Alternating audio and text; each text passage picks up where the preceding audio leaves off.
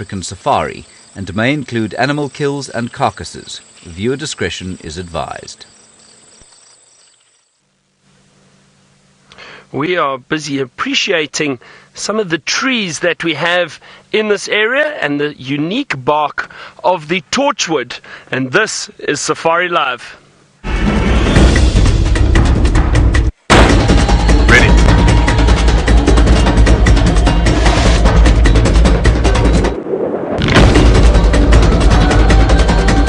Standing by.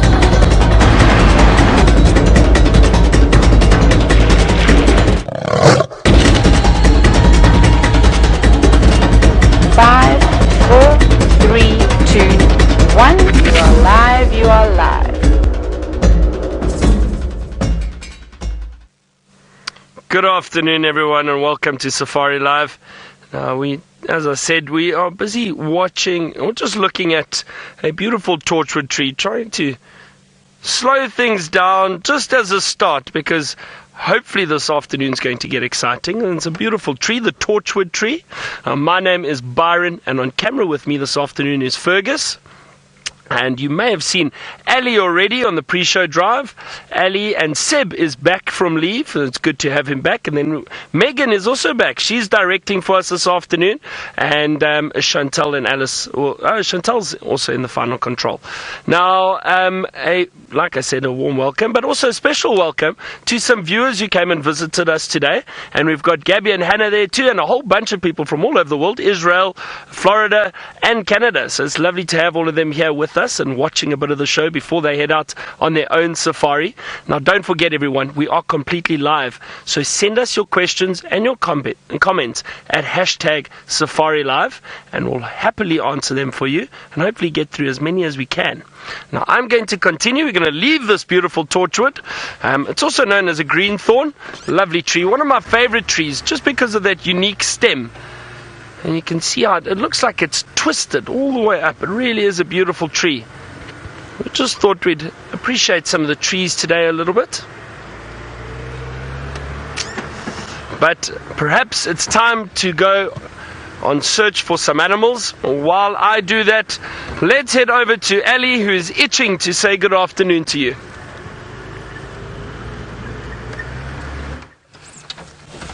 Hello everyone, and welcome to another wonderful afternoon out here in the bush. My name is Ellie, and on camera with me today I've got Seb, and we are very happy to have you on today's drive, but also on this very special week, the Animals Awareness Week, and starting with nothing else but the wild dogs. So today we're going to make it our mission to try and find wild dogs. I think the chances of that happening are not too high, but hopefully we will come right with them and see any of them. So if you've got any questions or any comments, you're more than welcome to send them through using the #SafariLive, and we'll be happy to attend to them. Now, we came looking at one of the old hyena dens, or one of the dens that the hyenas used to use in the past, because it seems like they've moved off from the normal one, but it seems like there's pretty much nothing around here. Seems like there are other creatures that have been living around here, some elephant tracks or some signs of elephants being around. The grass has been trampled, maybe warthogs have been digging, but not too much for the time being. So, I wonder, we're just going to carry on going on this very bumpy road. Hopefully we'll all manage to stay on, and we'll see if we find any other sign of where these hyenas might have moved to, because there were lots of tracks on the road and we kept seeing them every day and in the morning, and they all seem to be quite fresh, but they disappear. Also, hyenas walk quite a bit, so in that regard, who knows, maybe if we find the hyenas, they'll lead us to the wild dogs. On a very positive note though, we have heard that the Sandspacks, so the one pack of wild dogs that is, oh my goodness, I think this is getting a bit thick here. The one pack of wild dogs that resides in the Sabi sand is actually denning. Yay for the winter. The pups are still very, very small. They haven't seen them yet, but they have found the den apparently, and they're denning in a property. Sorry, we're just watching all the branches in our antenna. And they're denning on a property that's not too much of a commercial use, but good luck, we're gonna have more wild dogs, and hopefully in the near future they'll come around to us and we'll be able to have a glimpse at them. But I think we've got to be patient for a few more months. I'm going to fight this road and see where he takes us because it's a bit bumpy. But in the meantime, let's go to Byron, who I believe is also driving around. Woo. I am indeed, Ellie. Now, I just heard something small, sounded like a dwarf mongoose. Let me see if I can find them quickly. I'm sure I heard one. Let's just listen out for a second here. Hold on. Was it a dwarf mongoose? Is it not one sneaking his head out behind the bush? Hold on. It is indeed. Bergs just to the left of, actually there are a few of them just moving around. Now let me just see this little tree in front of you? Just go to the right and moving, hold on, let me move forward a little bit maybe. So it was some dwarf mongoose. Let's see if we can get a view of them. They're in the grass over there. Hold on, let's see, they're just a little bit lower maybe, Fergs. In there, just to the left of that bush. They were moving through there. It's amazing how these little mongoose can just disappear. And that's exactly what they've done. They've all just disappeared on us. I can see a bit of movement through the long grass, but I don't think we'd get it on camera for you. Maybe. Yeah. Just brief glimpses of them. With the grass being quite long at the moment, it's difficult to see these little creatures, but they've got a distinct little alarm call, and that's what I heard. That's why I knew they were here, but they moved off now. They're just hanging around this termite mound. I wouldn't be surprised if this is actually their home, this termite mound, or maybe one of their homes. Sometimes they've got different burrows that they use. And that's a rather large termite mound. No longer active. You can see there was a lot of grass that's growing on it, so not used by any termites anymore, but other animals could potentially use it. Warthog, wild dog, like Ellie was mentioning, it's Wild Dog Day today, the animal rights awareness, so Wild Dog today, and they would use abandoned termite mounds as a den site. They'll often excavate a hole that may have been used by a warthog or an aardvark. They'll use that as a den then, and they are denning at the moment, and I think they're denning, the one pack is actually denning, from my understanding, on the northern part of Singita. That's where they are at the moment. And so when they do den, they don't cover huge distances like they usually do. However, they will come into certain areas and head straight back again to feed the alpha female and the pups. So maybe we find some wild dogs. I know Ali said she's going to be looking for them. I'm not sure yet what I'm going to be looking for. It sounds like all the lion tracks that we had headed off our property this morning, and the Nkuhumas were on Buffelshoek, so just north of us this morning. But we'll see what else we can find. Maybe I just allow the bush to decide for us. We'll take a slow drive around and see if we can pick up any fresh signs of animals moving through the area. It's been very warm today. And actually, there's some animals straight ahead of us. As I was saying, it's been very warm today. It's about 26 degrees Celsius. So that's much warmer than we've had the last few days. There goes Impala. So I wouldn't be surprised if the predators are resting in the heat and possibly going to move around a bit later. Now, this is also a good time to probably check the water holes. So I may do that. I think I'm going to head past some of the water holes just to see if there's anything that is potentially going down to drink. Those look like a bachelor herd, just the males. A small bachelor herd. I see three Impala there.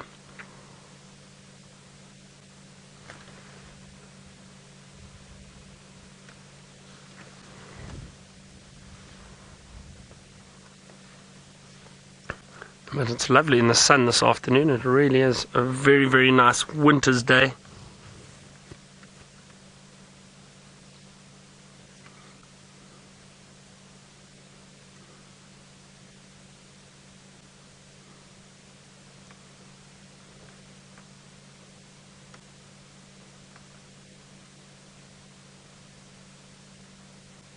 Just listening to an update now of one of the other guides. telling us a little bit of, it sounds like leopard tracks that they're following up, but right up close to the Manyaleti boundary. But just always worth listening just to hear if they haven't seen anything heading south towards us. We can give them a hand to try and track and find the animals.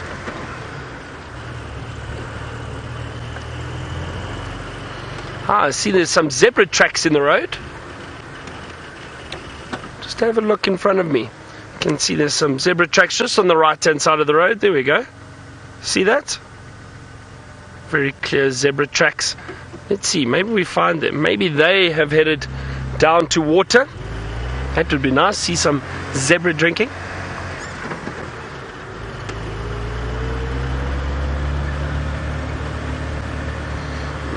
So it sounds like Ellie's also been listening to the Game Drive stations or the Game Drive radio and listening to the updates.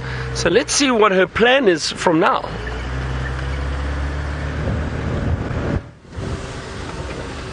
Well, I have been trying to listen to the updates on the radio, but I am very confused about what it is that they're saying. But whatever it is that it's happening, it's not on Djuma. I think it's on Buffelshoek. I want to say that Mvula was seen earlier on today. That's sort of what I managed to get from the Game Drive radio, but it's been very complicated because there are about 6 different people talking about different things, so I'm not too sure what's going on. But anyway, our plan for the afternoon is maybe to head to the southern side of the reserve and check some of the dams. Hopefully we'll see some elephants drinking or some zebras or pretty much anything that would like to come our way. Again, and if we manage to see another jackal this afternoon, I would be quite happy. Who knows, maybe later on I think Byron might try to see if that male lion that was just south of our boundary, see if maybe it'll decide to come back up and just move around and be there. Hopefully. But we'll see later on today. I think maybe because it's been hot, things might just take a little while longer to start moving around and, coming to say hello and everything else. But we shall be here looking for them. Another wonderful day in Africa.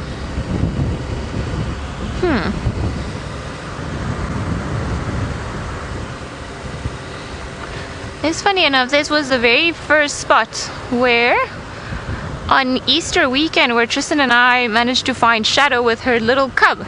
So every time I come around this road, I'm always, crossing fingers that maybe she'll be here, maybe there will be something around here. I hear an oxpecker, but I can't see it. So, but there's an impala down there. Hello, our very first creature of the afternoon. Beautiful boy. And funny enough, it's the oxpeckers that gave them away, because I don't think we didn't even notice them. Just heard the oxpeckers, and normally they're a good indication that there's a mammal somewhere around here. I was hoping for something bigger, but I'm very happy to see a male impala hiding behind the bushes. Fine, because you're being so nice to us, we are going to very likely leave you and carry on. Somebody's just being shy. I'm also sure he's just hot, so he's just gone all the way into the shade, so I can't really blame him for that, can I? And we'll see. But yes, this was the very, very first spot when we were, well, I think that's pretty much the only time that I've seen Shadow. So every time we come around here, and you just see an animal in the last spot, you're like, please be there. I'd love to see your little one again. But no leopard tracks, no alarm calls. I don't think she's here. Worth coming and looking. She's been coming further and further up into this area, it seems. So maybe she is looking for a new area, or to expand her territory, or maybe take her cub to explore a new area so that it can learn a bit more. It would be quite interesting. Seeing Nyala this morning was a surprise. Tristan, although, was very unhappy with me because I've only seen her once, and it was about 2 years ago. And he was just like, of course you've seen her, how can you not remember her? And I was like, I'm sorry, it all happened so fast. And normally, I don't know if any of you guys are like me, when I get very excited, I can't think. So, I got very excited, but it was a beautiful sighting this morning with all the just pretty golden light and, the golden leopard walking on the path. It was wonderful. But let's see, I'm in the hunt for bigger things this afternoon. Probably something like an elephant would be nice, and of course if we see any wild dogs, that would be great. like I was saying earlier, we do know for a fact that it seems like they're denning, or well, we know for a fact that they are denning, I should say it with a bit more confidence.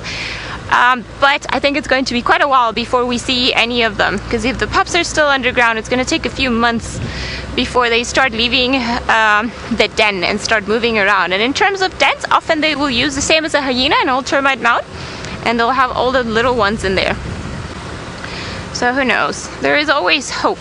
I think there was a small breakaway pack of just the 3 that was seen not too long ago. So I believe in the power of positive thinking. So if you guys all send us your good wishes, hopefully we'll see wild dogs around here.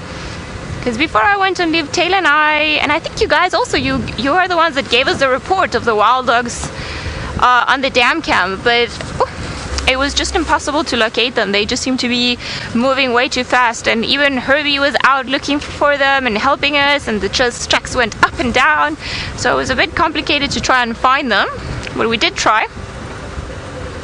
But oh well. I think wild dogs are one of those creatures that are very, very hard to try and track. It seems like Byron has arrived to a dam already, so let's go over to him and see what he's up to. Well, I have indeed, Ellies. So I've decided to come and check some of these water holes, and I am at Treehouse Dam at the moment. Lovely dam with no animals. Oh, hang on. I'm just joking. Yeah, well, actually, the animals aren't at the dam. They're off to the left. There's a beautiful waterbuck. It's disappearing into the bush. Hold on, let me move forward a little bit. Like maybe 2 or 3 there. Let's see. Just going to move forward slightly.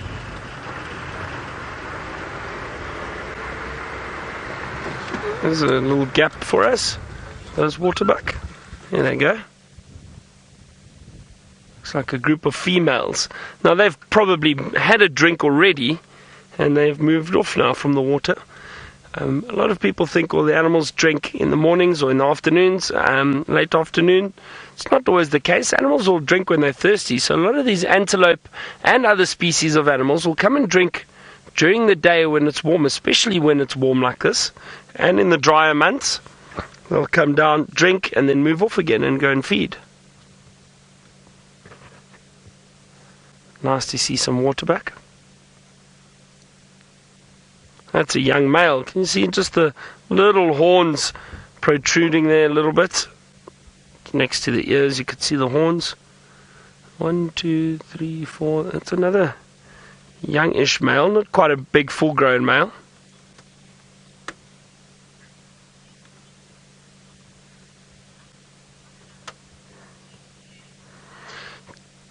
Take care. Now, you've made an observation. Actually, just look at that light on the waterbuck. Really beautiful.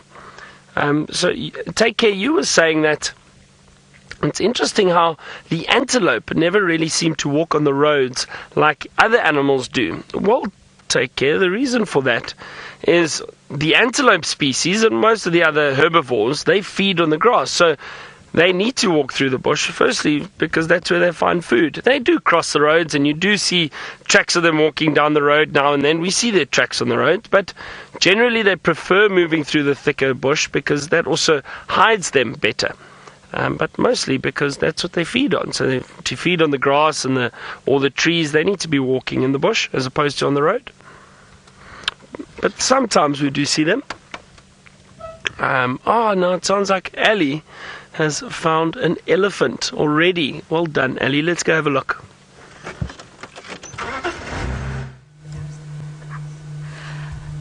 yes, we did find an elephant and we were super excited about it. It seems like it's a herd. So the one that we're looking at over there, very, very hot girl. So you can see that she's flapping her ears every now and again. And she's not upset with us. She's just, I think, trying to cool herself down. So like we said, it's a very hot afternoon today, and when they flap their wings like that, they create a bit of a current of air, and that helps with the cooling of the blood and the vein system on the, what do you call it, the back part of their ears. And thank you.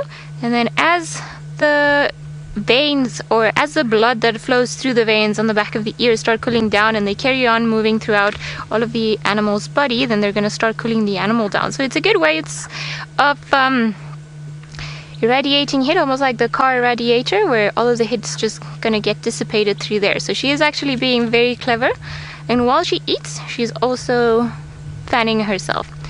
Judging by some of the mud that we can see around her face, her ears, and yep, lots of mud around the ear over there and the back of the body, I think they've been actually in the water not too long ago. So I think maybe they were at Treehouse Dam, which is not too far from where we are, and that's where they've come from in the last hour or so.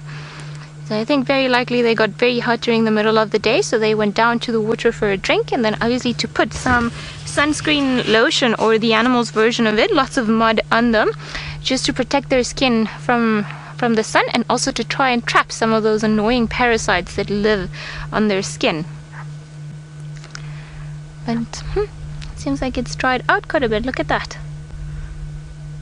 That is wonderful. It looks pretty. It already looks very rough. They've got a very rough skin, very thick skin, but now with the mud on top of it, it almost feels like, you know, like soil. Very, very hard. And of course, she is having a delicious, what is it that you're eating there? A bush willow. Yummy, yummy. So you see, they'll eat a lot of bark at this time of the year, and she'll put it at the back of her ear, and it's almost like they're eating a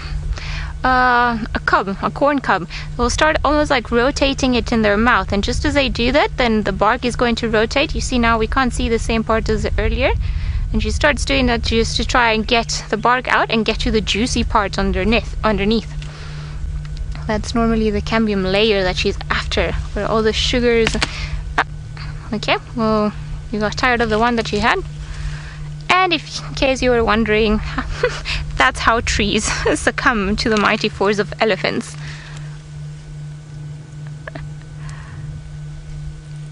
They're so dexterous with their hands, with their trunks, aren't they? Almost like a hand. A hand that is a nose, that is the most important thing that they've got.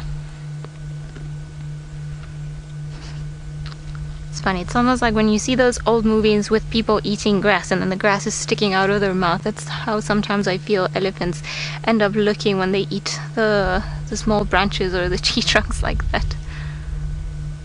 And you can see all those hairs that sometimes we're not able just to see around the mouth.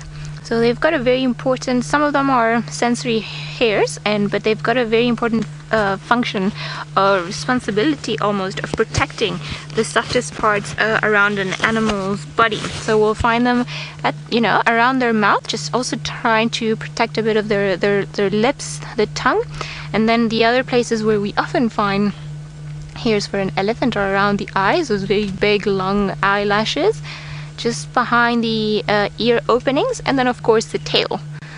The tail is almost, I think, also a bit more to try and get all those annoying flies away. But now it seems like another two have joined the party. Her two youngsters, look at the tiny ones. So as she's moving around, these two have been also moving around behind her and just following, and never too far away from its mom. And I think this morning we were actually discussing about the fact that sometimes we see elephants on their own, so normally they're males, but we can also see smaller groups. So in this case, we're just looking at a mom with her two youngsters. So the older one, the one to the left, and then the young one, clearly the smaller one, that's also very hot and flapping its ears already. So cute. I wonder if perhaps the rest of the herd, or if they form part of a bigger herd somewhere in between the bushes. We haven't seen them. We can just see these three. Oh, you see typical naughty boy underneath mom. Naughty boy is actually a girl. No, you're a boy. I think that those branches in there are playing against me. I don't think my eyesight has been too good today. Maybe I need to have a bit more carrots.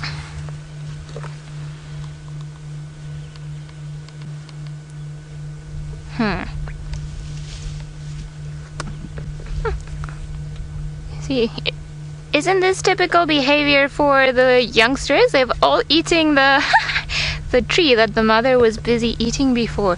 So likely she's already made it a bit easier for them to peel off some of the other branches, and that's why they're there. Or if not, they're just having whatever it is that she's already broken off that she doesn't want to eat anymore, just because it's a bit easier for them. But also good technique, learned from the mother. You see the tree trunk goes all the way to the back of the mouth, and then that's where the molars, the big teeth, start crushing everything.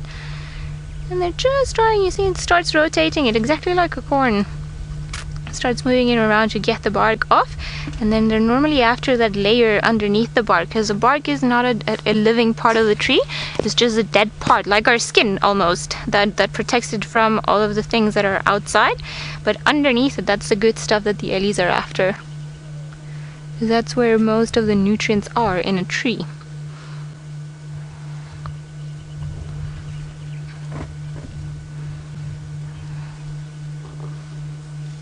Teresa, you're wondering how long the young will stay with their mother. Well, the little ones are dependent on their mother until they're about 4, but they start eating when they're about maybe 3 months old or so. But again, they just need the milk until they're roughly about 4 years old, just to sustain their diet. But the females, as they get older, they will stay, or very likely they will not go anywhere, and they will stay in the same herd where they were born into. Whereas the males, when they start becoming adolescents, so around about maybe 12-15 years of age, then they'll start this very slow process of becoming independent from their herd. So they'll just start lagging behind, or the herd will go further ahead, and then they'll just carry on making that distance in between them and the herd quite bigger until they're just pretty much on their own. But it's a process that it's not like in some other cases where they get kicked out and from one week to the next they must go on their own. But it's a bit more of a gradual thing, if I can put it that way, compared to some of the other creatures. But having said that, the females also, they start becoming a bit less tolerant when they become too naughty.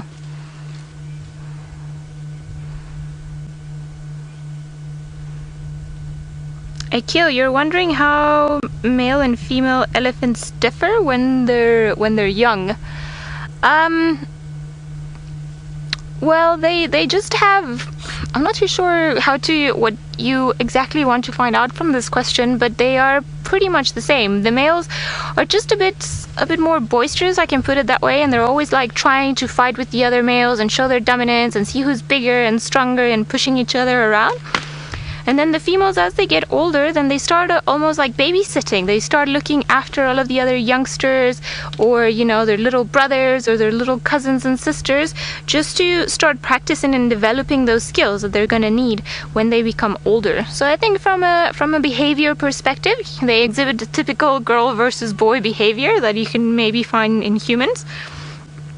But also males will become a lot bigger than the females, so they can be they will eventually be bigger than all of them.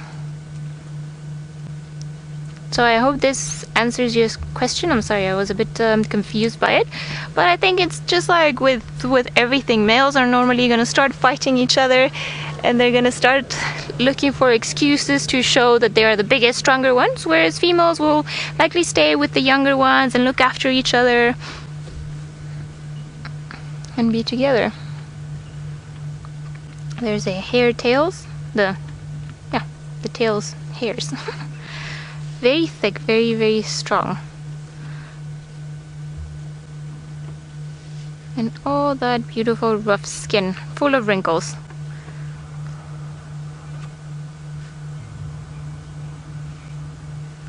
Byron has an interesting thing he wants to show you. He's looking for trees today, so let's go over to him and see, maybe he will show you a very amazing one.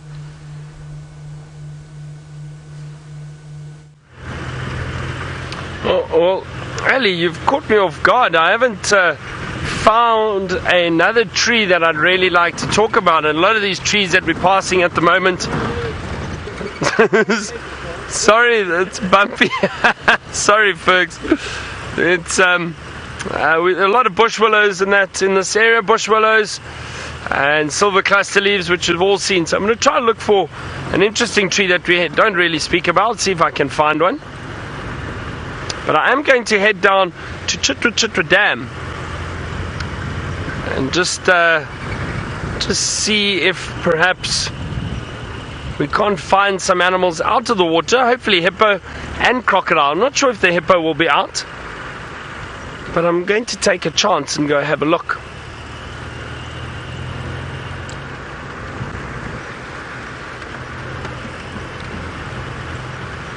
Haven't actually found anything else yet, and maybe in these clearings above the dam there could possibly be animals walking around there.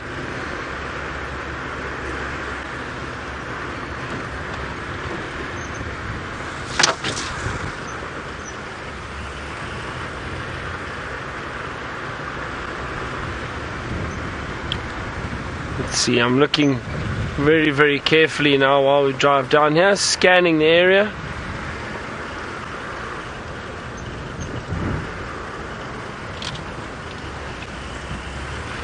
There's a little Steinbuck out in the open, just standing. Oh, there it goes. As I said, it was standing. And off it goes. Look how fast that Steinbuck is. Disappeared. They're quite shy on the slope. Now the Steinbuck, and Ellie was touching on this a little bit the other day, which animals mate for life, and I think it was this morning in fact, and now the Steinbuck, however, of course, if one dies, then the Steinbuck will look for another mate, but they stay together in pairs. They are monogamous. Now, what happens though is they won't always be right next to one another. You'll find one walking around a clearing, and the female, I couldn't actually see if that was a male or female, it was a bit too quick for me. Whichever other one, the mate would be in the thicket somewhere not too far.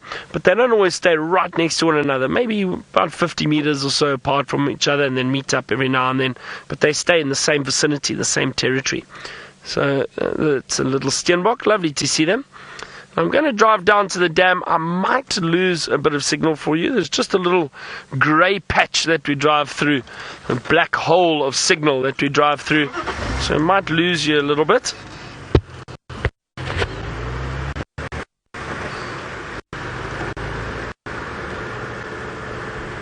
Alright, so while I move down to the dam, get across to Ellie, and then we'll see what we can find on that.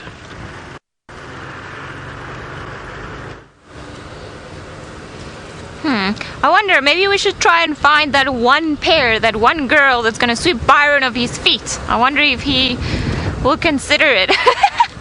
No, jokes aside, not too much around here. I think maybe we'll go down to Treehouse Dam, which is not too far. We can almost see it. Hopefully there'll be something around there. And we'll have a look once we get there. We're not too far. Also keeping an eye up on the trees, because I know Shangila has been liking sitting up in the marulas and just, gazing down upon the world. So who knows, maybe she's actually looking at us somewhere around here and we just haven't seen her.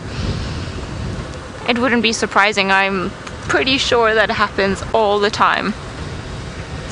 On the plus side, it seems like they found the Enkuhumas on Buffelshoek, and it seems like all 6 older cubs are there, which is good news. Still, I didn't hear how many females, but maybe there'll be one that's missing because she still has a den somewhere around here. I'm sure that's a mystery we would all like to put to rest and find out what's actually happening. Let's see. Treehouse Dam, we're not too far away from you. Alright, it seems like it's pretty empty. Or, well, it's still pretty full of water, but pretty empty of animals.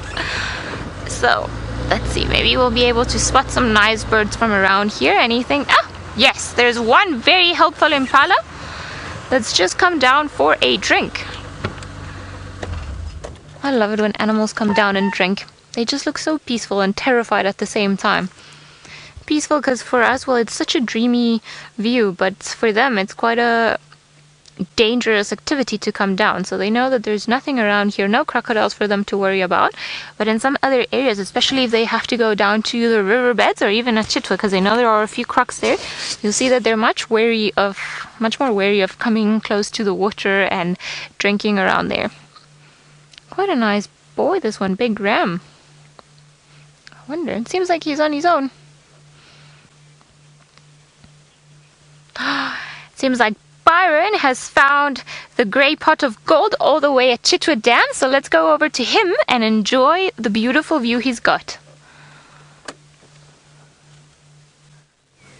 I have indeed, Ellie. I'm so happy we found an elephant drinking. Now, right at Chitwa Dam, there's some hippo in the background. You might just see their heads popping up every now and then. But this elephant is drinking. I am happy, and so is the elephant. I wonder, let's watch. He might be eating some of the mud there. Let's just see what it does with that trunk. Let me just see. It looked like it was loosening some mud. Now it's deciding to move. But that's such a beautiful view of it at the dam. Looks like a youngish male.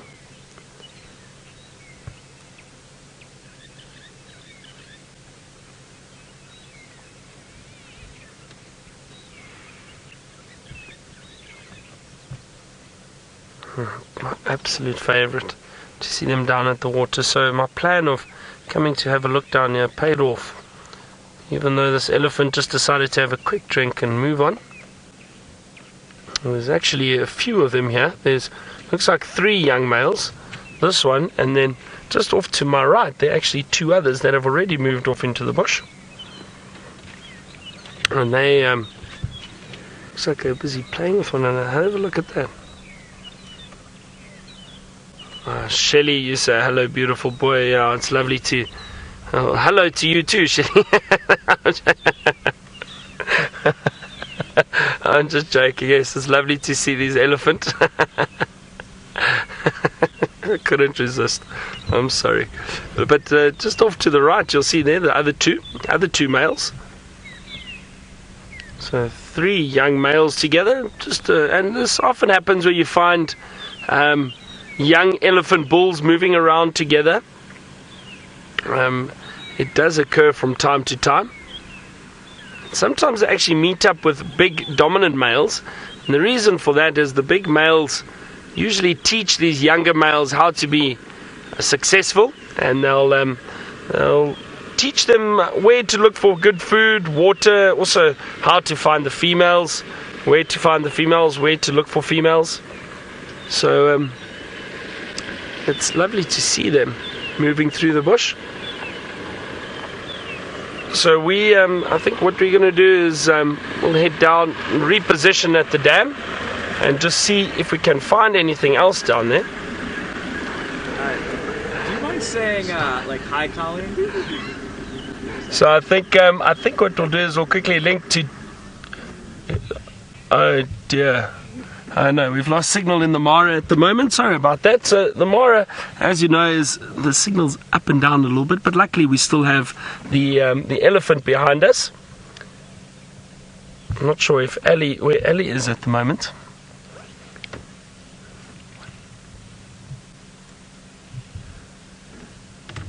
And you see how Ellie was actually chatting about how these elephants cool themselves in the heat of the day. And with it being such a warm day, you notice how that elephant's flapping its ears very slowly. Now they've got a huge network of veins running through their ears. So by flapping it, it cools the blood down in the ears, which in turn helps cool the body, not by much, but by a few degrees. It takes about between 7 and 9 minutes for the blood to circulate through the body. So that's why those elephants flap their ears like that.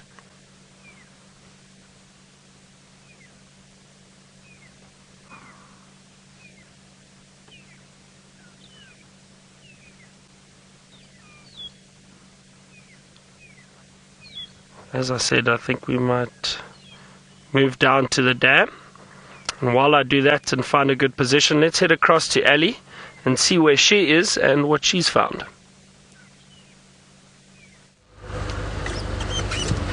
Well, we're still looking for more elephants. We've decided that maybe today that's the thing to look for. Big, beautiful elephants drinking water. So I'm gonna go check Twin Dams because we have only checked Treehouse Dam. Maybe they'll be there, and if not, then we've always got Buffelshoek Dam, and I've never seen an elephant up there. Can you guys believe that? So I'm really hoping we will, because it's such a pretty dam. So hopefully the guys will be there. But we'll carry on. Other than that, we've only seen one squirrel running across the road, and that was pretty much it. All right, let's see. But it would be nice to see some buffalo as well today. I think buffaloes are probably a bit terrified of all the lions that have been going on around this area and roaring at night. So whenever... Hello, boys. Oh, well, you're a very nice Impala. Hello.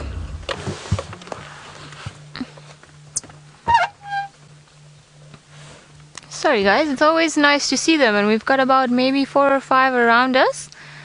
Ah, and this is the one to the right. This is our half-horned friend. He's missing half a horn. I saw him right before I went on leave, and we're still wondering what happening to that half a horn. I'm sure during the rutting season it just either went into somebody else or it got broken off in one of those terrible fights that these males do to try and prove their dominance and how they can just, or how they are the strongest and the biggest one and nobody needs to mess with them. So you can see it's the amount of things that might be going in there, like a lot of dirt. Maybe there will be a sneaky moth as well that'll try to make its way in there. I don't think that's going to be that comfortable for this Impala. Yep. But still, he still seems to be in quite good shape, very good condition in general. So I don't know, maybe in the next rutting season he'll have a bit more of a harder time trying to succeed in his dominance attempts to try and scare all the competitors and woo the ladies. A bit of a scratch there. See, Impala's teeth are pretty much like a hair comb, so they can move a little bit within their sockets, and they're very, very thin, almost needle-like. So when he does that, he's actually coming through the hair, likely to try and get rid of any ticks or any other parasites that might be in the skin that are bothering him. Shame, boy. Unfortunate that you lost half a horn. I hope it was worth it. Look at that naughty face. I'm pretty sure it was. Lucian, you're wondering if it will grow back. No, it won't grow back. So, or at least that part will not recover and will not grow a tip like the one on the right-hand side is. But the horns of an Impala in general, they carry on growing throughout their life. So, you know, the half of the tip will carry on moving as it all carries on growing. But it won't regenerate, at least at that little tip over there. They're all just made out of keratin. Right, it seems like Byron is having all the wonderful luck today, so let's go over to him and see one of those beautiful, beautiful eagles that roam around Chitwa Dam. Indeed, Ellie, we are having a lot of luck. Beautiful elephant sighting, and now this fish eagle has come down to actually drink at the dam. Have a look at that. Let's see if it dips its head in the water once more for us. Well, you don't often see them down in the water like this.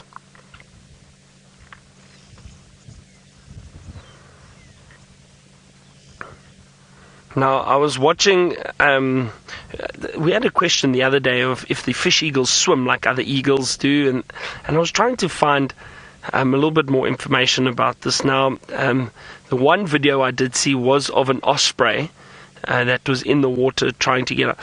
And just as I suspected, and what I think happened, is these birds don't choose to swim. It's not a case of them swimming. It's a case of them, what happened with the osprey is it flew down, tried to catch a fish. The fish was too large for the osprey and actually pulled it down. And that osprey then landed in the water and couldn't get out again. So what they then have to do is they then have to try and get to the bank. So it appears as if they're swimming, but they're not choosing to swim.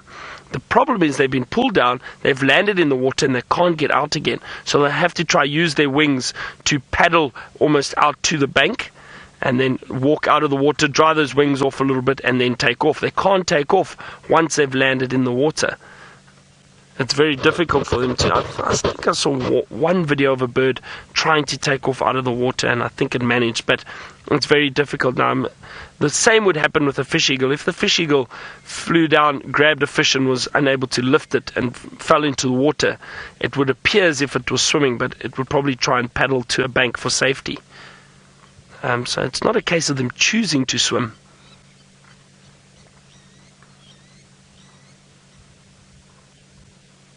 It's wonderful to see the fish eagle down drinking. It's really special. Right, Jennifer, you say beautiful bird. It is indeed. It really is. One of my favorite eagles. Oh, let's see, where is he going? Look at those big talons. Wow. Oh, lovely. Vicky, you asked what is the wingspan of the eagle. Now this eagle, the fish eagle, is not one of the largest eagles that we have. However, it has got a big wingspan. The wingspan of the fish eagle is just over 2 meters. I think it's about 2.2 meters for a fish eagle, which is very big. But it's got that big wingspan because it needs the additional length to create lift when it grabs fish out of the water, so it can fly over and lift the fish up into a tree. Now there's another vehicle approaching, so I'm just going to have to reposition and so that they can get past me. Let me see if I can do that quickly. Hold on a second. I'm parked on the dam wall, so it's a bit of a tight squeeze here at the moment.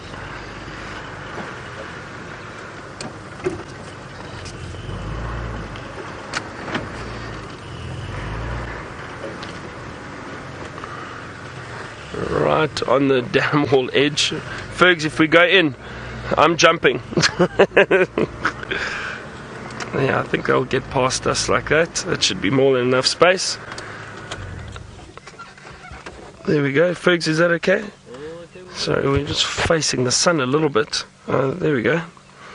Oh, lovely sun on that bird.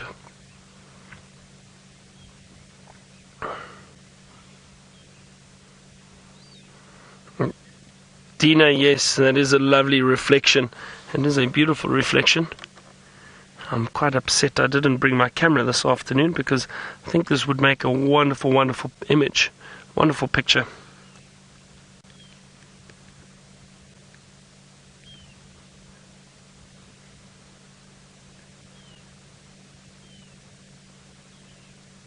That's very nice. I love seeing the fish eagles, and to see him down drinking like this is really, really great. I'd love to see him take off though. Wonder. Watch. There we go.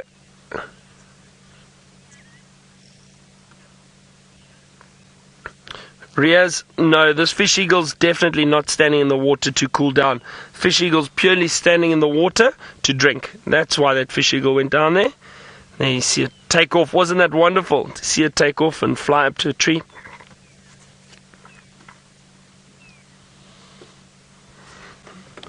This is now we've got the hippo.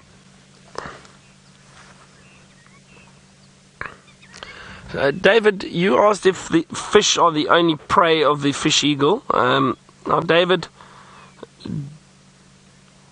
it's probably 90% of the food that they eat.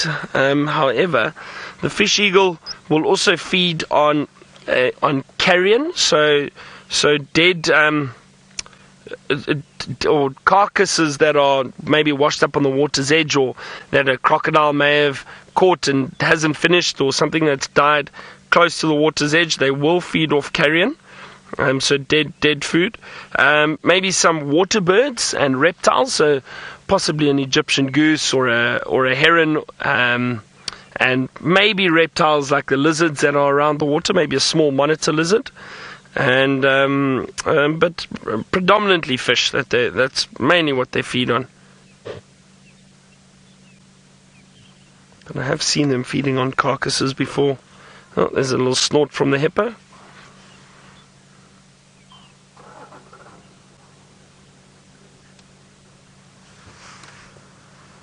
John, I have absolutely no idea of the population of fish eagle in South Africa, and I say that because there are plenty of fish eagle all over South Africa, but I'm not sure of the exact number. I don't know, but there's a very healthy population. Let's put it that way. There's a lot of them around, and they do very, very well in the various water habitats, obviously close to water and rivers.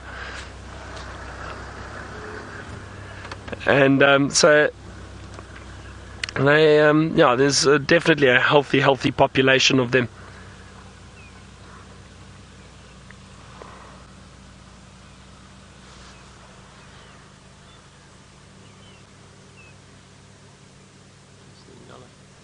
And Nyala running and chasing one another.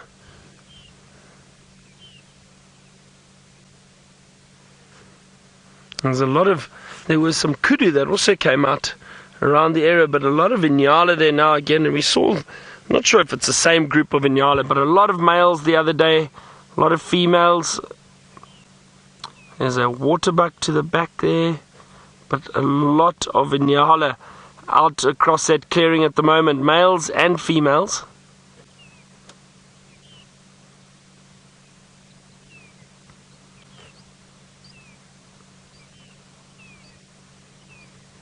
That's wonderful.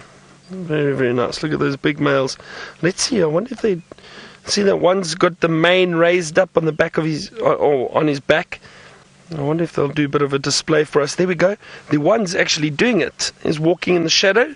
He's walking very slowly. Let's see if they do a proper display for us.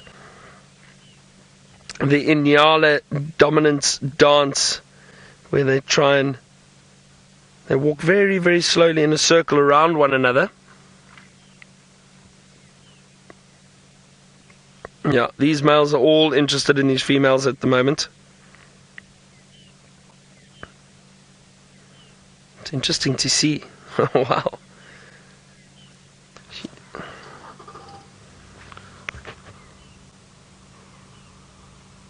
Oh, there's definitely a bit of competition going on there between the males. Now, I have seen Nyala males fighting before. And only once though. Usually it's just the display and then they move off. But I have seen them fighting once before, and it's amazing to see how powerful those antelope are.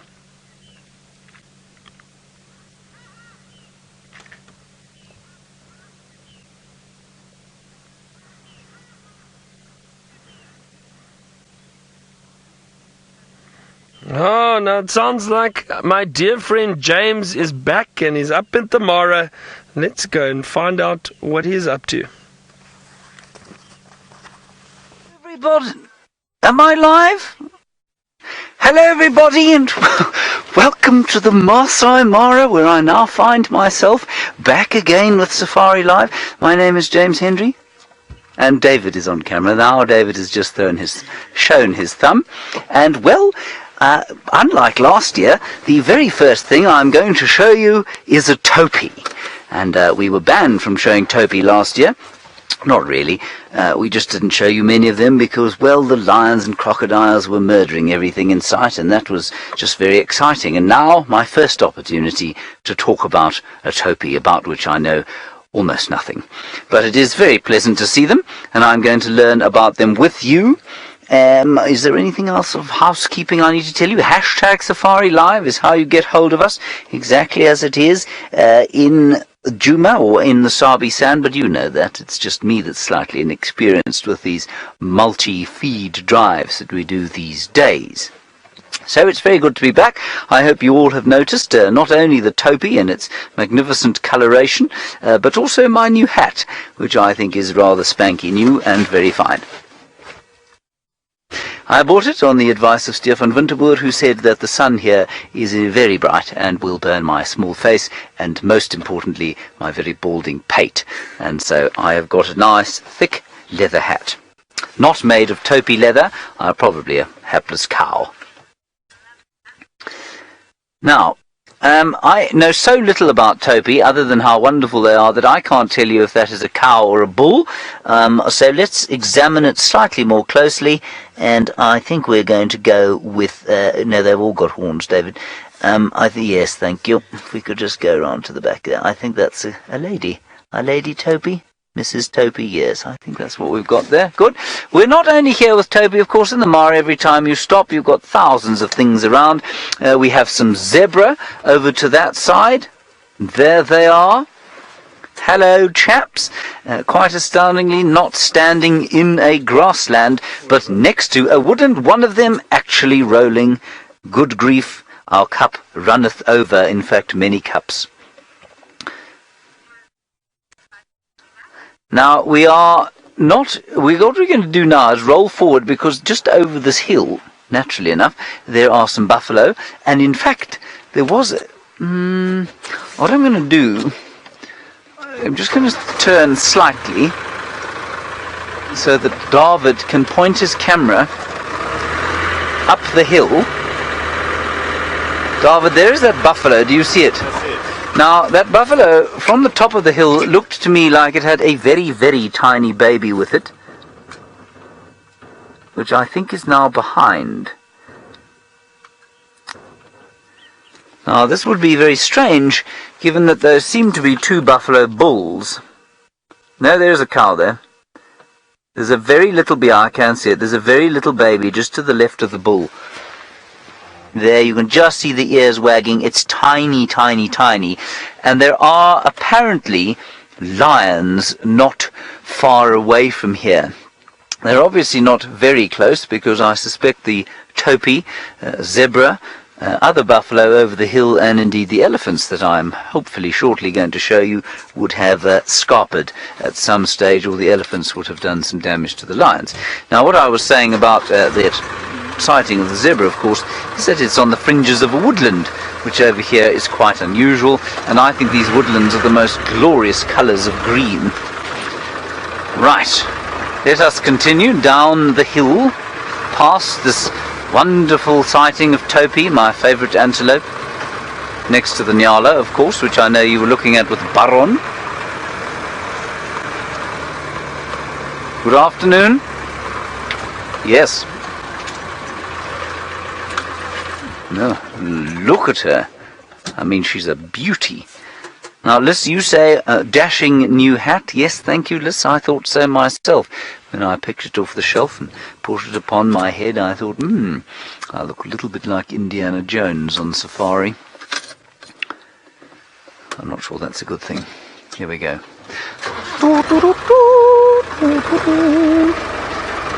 Now, the lions, I'll show you where they were, and then I'll show you the beefies, hopefully, which are just over the knoll here. There we are. Fox hat, the one question I can answer about topi, you say, what is the difference between them and Sabi?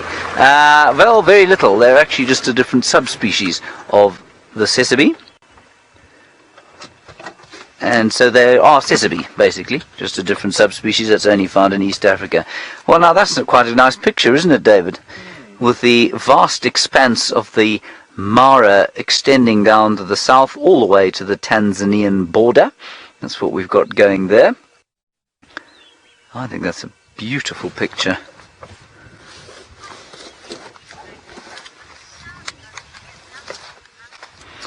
Yes, Debbie, I too am astounded by the sheer number of animals that we find here in the Mara. It is really quite spectacular, I must say. And I feel much privileged to be here and sharing it with you. And of course, just enjoying it and learning. Of course, I mean, I learned a little bit last year about it all, but there's much to learn now. There's an enormous amount to learn now. And, well, I think we're in for a great journey of discovery together, all of us. David, do you feel that you're learning? Oh, yes. Oh, yes, says David. I bet he does. Gorgeous. And there, we're just showing now up to the... Lost my microphone. And I'm back. I don't know what's happening there. How's that, David? Much better. Looks all right from this side. The Ulo Lolo escarpment is what we've got up there, as you can see. And, well, that's where we live. And I woke up this morning. We arrived very late last night, actually. Well, not very late, but quite late. It was dark. And Louise and I and Manu, who you will meet shortly, well, we arrived in the darkness. And it was just quite spectacular to wake up this morning, because, of course, we hadn't seen what we were looking at then. To wake up this morning, and we you look basically from our tents exactly to where I'm sitting now into the rising sun. Absolutely spectacular. Right, we're going to continue our little exploration of this rather vast and spectacular place, and while we do that, we're going to hand you back over to the fine form of Ali, who I believe is looking at some of those things, but much closer.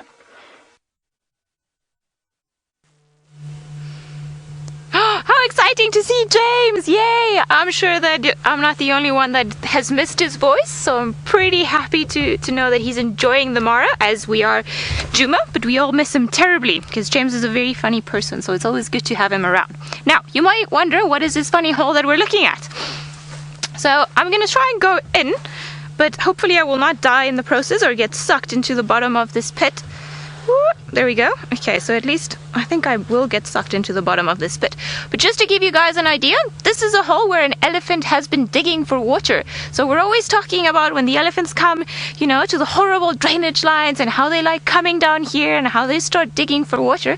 But I wanted to show you that they do find the water. Now, it's quite muddy and disgusting at the moment, so you can see it here in my hands. But you see that what it looks like, it's pretty dry all the way up here, then the water is right there, not too far from there. I think my boots are even actually now full of water. So the more they dig, the more they're going to start finding the clean water, because you see the one in the tub, you can see my hands are quite dirty and disgusting, but the more they dig, then they'll go into that underground water, and you see they dug maybe not even a meter, and they already found fresh water down at the bottom. So this is why they like coming around here and then finding the water. And also, you know, they play around over here. There's lots of nice soft grass around here, because now you can see why, because the water is right down there. So I know we're starting to head into the drought, and everyone's a bit worried about how the animals are going to survive and will there be enough water. But you see, all it takes is a little digging from one of the most clever creatures that we have around here, and now this water is available for pretty much anybody else to come and drink. So if a kudu, nyala, waterbuck, lion, leopard, whatever comes around, and if this were to if they come again and they start digging again and it'll make itself bigger, then I'm sure they will also have a drink down here. So it's always good, because we normally see them when they're drying out. So I think we got lucky with the fact that this one has been used recently, and we can still see some of the water puddling around there. So yay!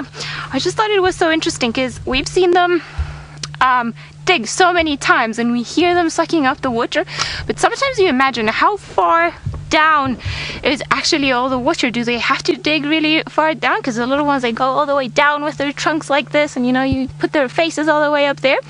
Now you guys know it doesn't really take that much of an elephant. The underground water table is still quite high. I mean, it's just right there. It's, you know, just to give you an idea, this much underneath the ground. So I think this is wonderful news. Happy that we managed to show you this. I got very excited when we saw the water there, because normally we come around either too early when the Ellies are still busy, and while they're busy with it, then we can't really see the holes or the water coming in, because they suck it from the bottom and then drink it. Or we come a bit too late once everything has pretty much dried out. So I think we got lucky with a nice sighting of a hole full of water. But now the mystery is solved, and while we carry on looking for the big grey things, let's go to Byron, who's enjoying a much bigger water hole. I am indeed, Ellie, and this has been a successful waterhole for us. We've just had another elephant walk past quickly, joined the others. We'll show him to you shortly. We might still get a view of him, but there goes a monitor lizard, a water monitor. Beautiful colours, that almost black and yellow and a bit of green in there. Look at that.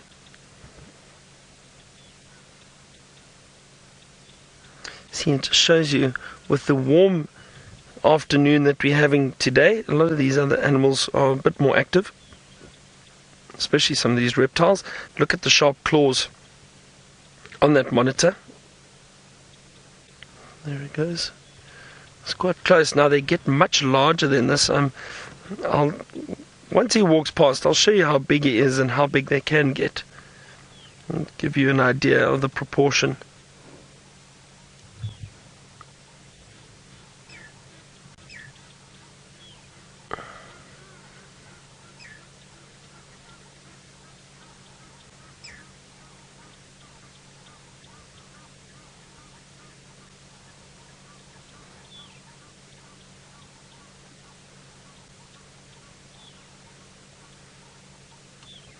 See that tongue darting in and out of the mouth, and that's tasting the air. That's how the monitors, they use their sense of smell, like other reptiles. Use their tongue to taste the air.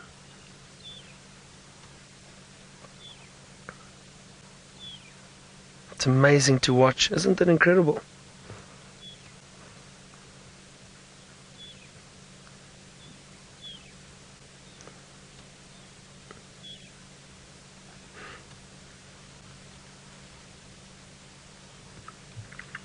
That one looks like it's got quite a big belly, and it's just decided to lay down there.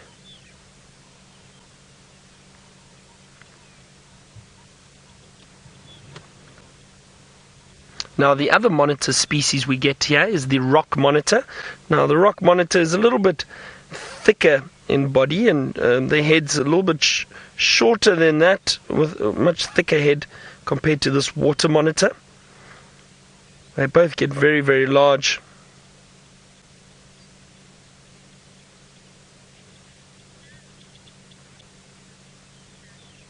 Andy, no, these monitor lizards are not venomous. They'd give you a nasty bite. They've got very powerful jaws. They'll give you a nasty bite, but they're not venomous at all. So they're harmless to us.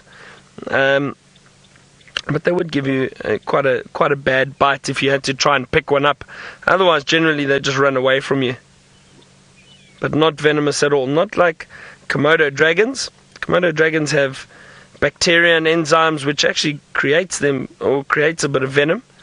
Now these monitor lizards don't have that. I'm sure they would have bacteria in their mouth too, that you would have to get cleaned, but not nearly as bad as a Komodo dragon.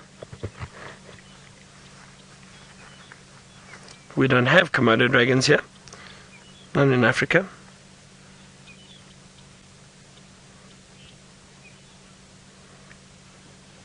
Now, Roshni, the main diet of monitor lizards, well, these water monitors would be moving around looking for chicks or birds' eggs. They'll be raiding nests. That's generally what they feed on. They'll also feed on other reptiles, birds, or as I said, birds and eggs. That's mainly what they feed on, though, especially these water monitors. Well, that elephant I was speaking of disappeared into the bush, but he just followed the line that those others went in earlier. He followed straight behind them, moved off into the thicket. But there's a lot going on here. There's a lot of interaction with those in Nyala that we showed you earlier.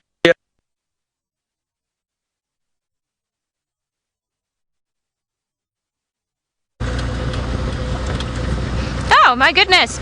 Seems like the gremlins have found poor Byron all the way at Chitwa Dam. Don't you worry, we are still here, and I'm sure Byron will fight them off quite effectively. I was just having a bit of a drink of water because, my goodness, it's been a very hot day today. But we are on our way all the way to Buffalo's Hook Dam, and I really have no expectations to what we see there. Hopefully a hippo. Haven't seen a hippo yet, so that'll be quite nice. Maybe a happy hippo. That should be nice. And then if not, well, I'm happy just to see anything else around here. And towards that area there's a very nice tree that I would like to show you guys, but it depends on the gremlins. I am hoping we will be able to, because it's a very interesting tree. We will see. Let's see what else there is around here. It sounds like it's been, the wind is picking up a little bit. I'm hoping it'll stop soon enough. Lots of little elephant dung around, so I'm sure they must have come from this way, the Ellies that we saw that were drinking the water. And funny enough, I was telling Seb that my hands were quite cold after the water, so it's clearly also cold water. So you can imagine why the Ellies prefer, instead of going to a dam or a pond looking like thing, they will come around and dig for their own water. I mean, it's so much better, so much fresher, and it's so much cooler. Imagine on a very hot day, you manage to dig all the way, and then, you know, the very nice cold water coming down your throat. They never cease to surprise me, those elephants. The things that they do are always very clever. I am hoping we will see more, though. Hopefully maybe a buffalo too. That'll be quite nice to see a buffalo. And then of course our hippo friend. That will be quite good. Lots of things. Let's see.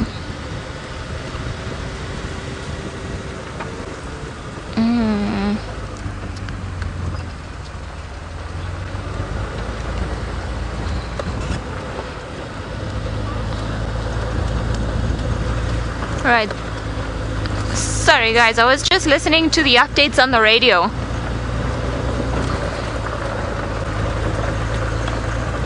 Rashni, you're wondering why we have so few hippos in Djuma, and if there's any particular reason for that. Well, we don't have a lot. So hippos, you can only have so many in a certain area, and the bulls are quite territorial in the water, so they will not allow other bulls to come into their water, at least not another territorial bull. And we don't have as many hippos around here because our dams are not as big as perhaps some of the ones found in other areas, like Chitwa Dam, which is a massive, massive dam, or the ones, for example, Big Dam, or Red Dam, I think maybe had one only. But if you've got very big water holes, and you'll have lots of hippos, but the ones around here are still big, but they're not big enough to have more hippos. Also, the fact that we don't have too many, actually no rivers around this particular area, then we just don't have too many hippos up here. They have moved from areas where they can find good water holes and good water all around. And here, I think at the moment, Bofosuk Dam is the only dam that's still looking very, very full, because I don't think a hippo would be too happy in Treehouse Dam or in Twin Dams, because the water level has gone down a little bit. So maybe it's just not enough for them. Although we see their tracks quite often, so I wonder if they just don't come and visit during the night. But yeah, I think the bigger the dam, the more hippos we'll see. It seems like Byron found a way to the animal, so let's go over to him and see if the crocodile does smile.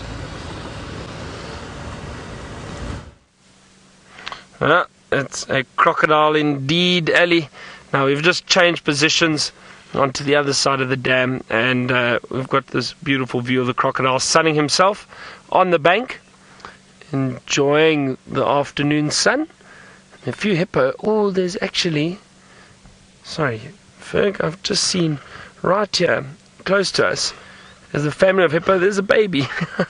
It's sticking its head up every now and then. That's the mother on the right. And let's just wait. There's the baby. There we go. Let's see if it sticks its head up again. Hold on.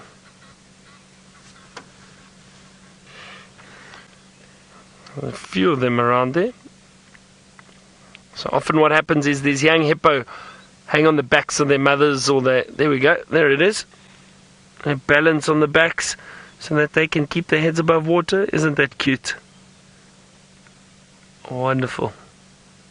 And look how small it is compared to the adult. That's beautiful.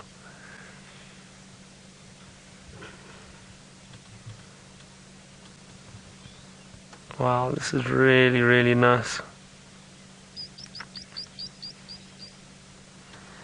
I must be careful I don't nod off here. It's so peaceful. Around the waterhole, hear the hippo splashing and snorting.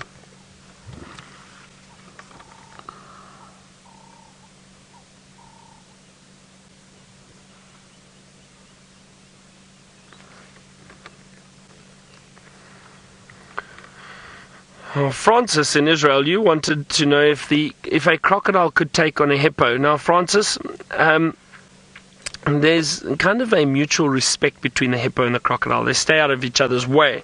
However, Francis, these hippo are so powerful and so big, and they can cause some serious damage to a crocodile if they wanted to. So a crocodile generally keeps its distance from a hippo, and I think that's one of the few animals that a crocodile doesn't necessarily go for. I mean, I've seen footage of crocodiles going for elephant. So just to give you an idea, that these crocodile know the hippo have big mouths and sharp teeth, and they'll generally keep their distance and keep their space, or keep to themselves. And again, it's this almost a unwritten agreement between the hippo and the crocodile. Look, they do interact from time to time. There's almost no doubt. But generally, the crocodiles, even as big and powerful as they are, they tend to stay away from the hippo. However, if a hippo is killed in the water, maybe by another hippo, the crocodiles will feed on it, definitely.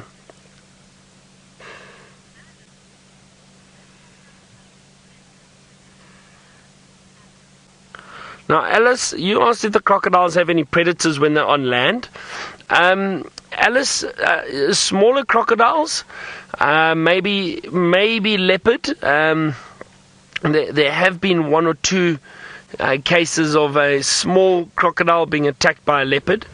Now, please don't go and Google leopard attacks crocodile and find footage and think it's 100% accurate, because there have been some posts of a jaguar catching a caiman. Now, the jaguars do catch caiman in the Pantanal in South America, completely different animals, not here in Africa. But I have heard of leopard going for smaller crocodiles. Now, these crocodiles are very powerful, so it's difficult. Lions, maybe. If a crocodile is walking out of the water at night. Also, I've seen footage of lions going and trying to attack a crocodile, but it's not easy. It's definitely not easy. So for a large crocodile, the only predator would probably be a lion. But when they're young, small crocs, and then birds of prey, other crocodiles, there'll be a number of different animals that will try and catch young crocodiles. But at this size, this crocodile's probably got nothing to worry about.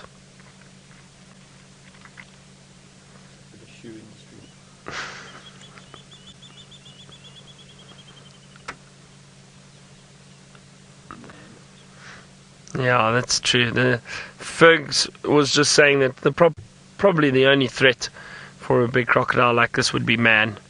That's it. Unfortunately.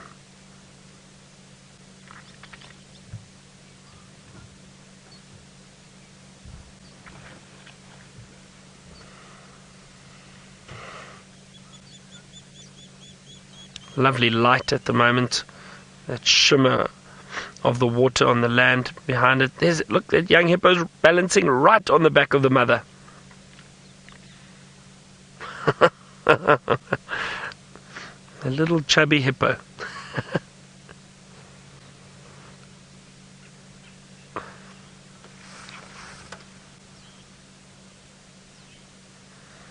Holly, I'm not sure how well the hippos see underwater, but they can definitely see underwater, and I'm sure their eyesight is pretty good.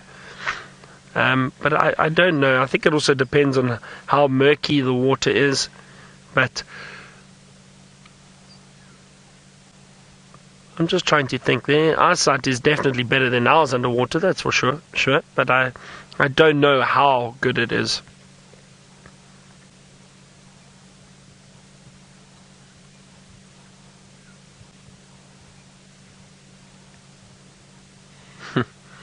Isn't that cute? Oh.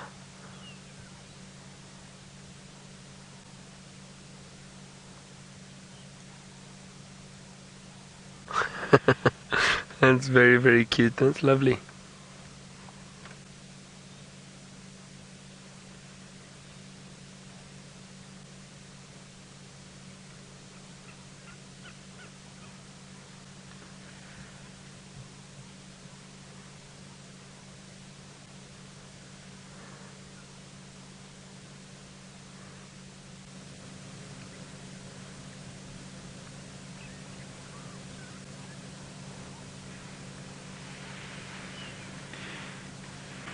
So nice just to sit quietly and just listen to the sounds around here at the moment, the snorting of the hippo, some of the bird calls.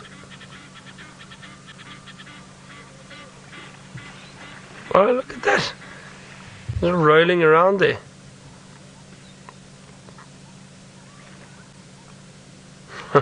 Rolling off the mother's back.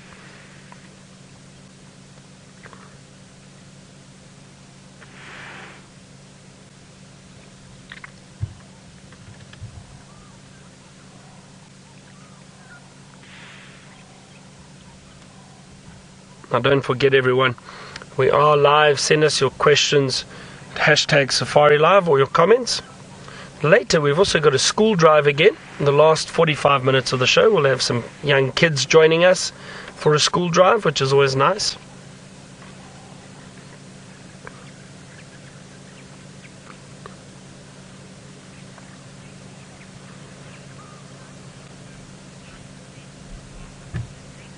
Oh, Linda, often what happens is the young hippos stay within the pod.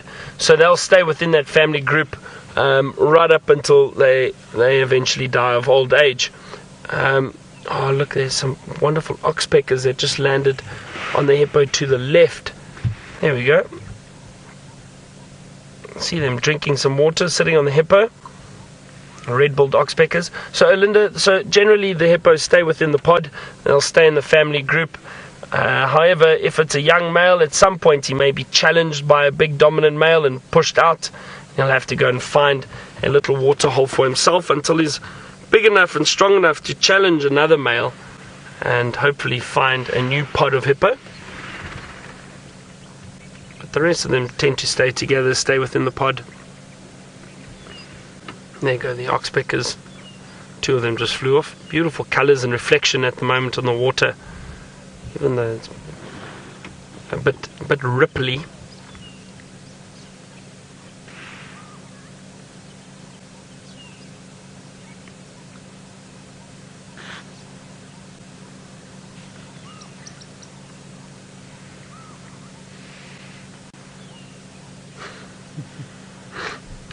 It is very, very pretty here at the moment around the dam. I think it was a good call to come here quite early, because there's a lot been going on here.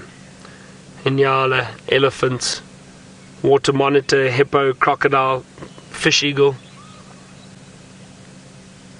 Now, Ellie said she was heading towards Buffelshoek Dam. I wonder if she's up there, or has she had any updates? We're right on opposite sides of the property. Let's go find out how it's going on her side.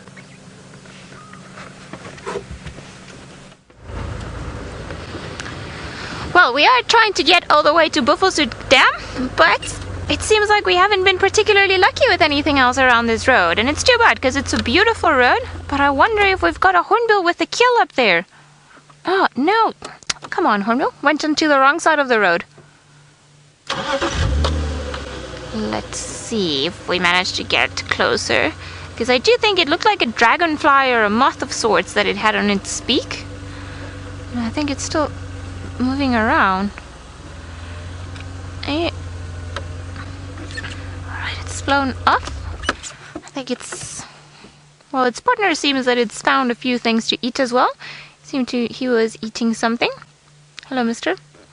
I think this is the male, because in comparison the beak of this one is slightly larger than the one that was flying away. So it seems like your lady has got one. I'm sure getting the last bits of food that they can find before heading in for the night. But let's see. I want to carry on. I think there were some dwarf mongoose around as well. So who knows? Maybe the dwarf mongoose will lead us to another jackal today. Oh, they have gone. And you have eaten whatever it is that you were eating. Well done. Suppose the early bird does catch the breakfast. Bye, guys. Bye-bye. Pretty. Such birds full of personality. I think they become a bit of a problem sometimes around camps, because you know they have such big personalities and they learn not to fear humans, because a lot of people will not do anything to them just because they're, you know, they're funny creatures. They're wonderful to have around, but obviously once they start learning that certain areas will be like breadcrumbs or cookie crumbs or anything that they can eat, then they become a bit naughty in that regard. And I remember a few years ago my brother came to visit and we were at a camp and we were just looking, you know, at all the birds and the hornbills, and my brother's always had this thing, so he was just looking at me. He was like, I bet you I can catch a hornbill. And I was like, no you won't. He was like, oh, you know, I'm gonna catch a hornbill, and this was like maybe 5 years ago or so. It's like, no, I'll prove it to you. And I'm like, okay, go ahead, catch the hornbill. He actually did manage to catch the hornbill. He just got very close to it and then grabbed it, and I think he panicked even more than the bird because he was not expecting to catch it. And then just as soon as he grabbed it, then he just kind of let it go because he didn't know what to do with it, because obviously he didn't want to hurt it, and he was convinced as well that he wasn't going to get it. So that was quite funny. Ooh! The hippo has gone away. Sorry guys, there was a hippo on the tree, but I think it's flown away, and instead there was a bit of a drongo. At least some birds around here. Lots of little birds flying on one of the trees ahead of us, so I just want to maybe see what it is from all the way here without getting a bit too close. So there's one perching on the bare branch of the tree. And this is one of my favorite birds around here because they make such a wonderful call. This is the white-crested helmet shrikes. Hello guys. And they're always found in groups. I'm sure the rest of the group of its flock is just somewhere in this leadwood. But beautiful little creature. Might not be able to see it too well because he's standing in a way that the light is not helping us. But they've got they all flew away. They've got very beautiful yellow eye and beautiful colors. I want to see if maybe I managed to find it quickly to show you guys. Hopefully I will. It was a good birding morning this morning as well. Let's see. Getting there. Maybe not. Alright. I'm getting there, just trying to find them in the book just to show you guys, because I think that view didn't actually do it any justice, because they're so much prettier than that. If I can find it in the book, because it seems like I'm not winning at this. Okay, there we go. So, the beautiful one that we saw is this one over here, the white-crested helmet shrike. So, very, very funny looking like eye. It's almost like, it seems like it's a, what do you call it, like a coil, like something that bounces back. And then, well, obviously this one is the adult, and the one that we can see here, this is the juvenile. So often find a little flux and they start moving around. But I want to also play you guys the call, because I don't know why, it's one of the ones that I find to be the most interesting one. And I don't know, it's one of those nice comfort calls. Let's see, white-crested helmet shrike, there we go.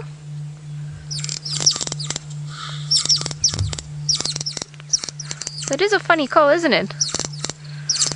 I don't know, it reminds me of a stapler, or, you know, like a printer, or a sewing machine.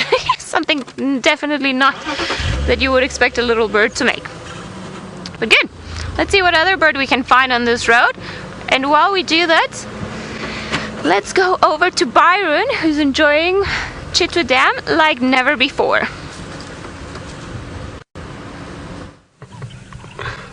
I am indeed, but I think that it's possibly getting time, or close to time, to move on. I'm not sure. This crocodile hasn't moved an inch.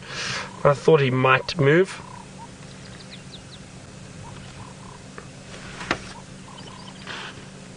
But alas, he has not. I think only when it really cools down will this crocodile potentially move and get back into the water.